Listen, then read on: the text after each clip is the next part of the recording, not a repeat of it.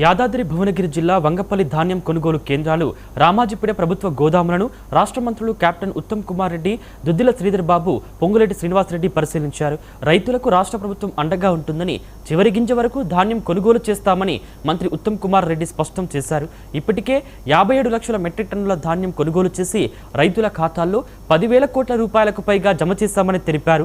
ధాన్యం కొనుగోలులో పారదర్శకత పాటిస్తున్నామని, ప్రతిపక్షాల ఆరోపణలను రైతులు నమ్మొద్దని సూచించారు. తడిసిన ధాన్యాన్ని కూడా కొనుగోలు చేసి బాయిల్డ్ రైస్ మిల్లులకు తరలిస్తున్నామని మంత్రి వెల్లడించారు.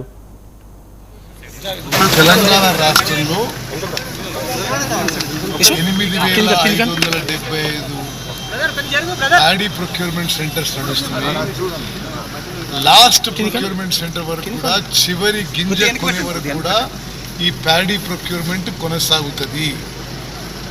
స్వతంత్ర భారతదేశంలోనే 29 రాష్ట్రాల్లో ఎన్నడూ కూడా ఏ ప్రభుత్వం కూడా ఈ స్థాయిలో వరి ధాన్యం కొనుగోలు చేయలేదు. ఇప్పుడు భారతదేశంలోనే తెలంగాణ రాష్ట్రం number 1 paddy producing state, number 1 rice producing state. కేంద్ర ప్రభుత్వం సహకరించకున్నా రాష్ట్ర ప్రభుత్వము మా బడ్జెట్ నుంచి అప్పులు తీసుకొచ్చి ప్రతి వరి విషయంలో ప్రతి గింజ కొనుగోలు చేస్తున్నాము. ఈ ప్రక్రియ కొనసాగుతుంది.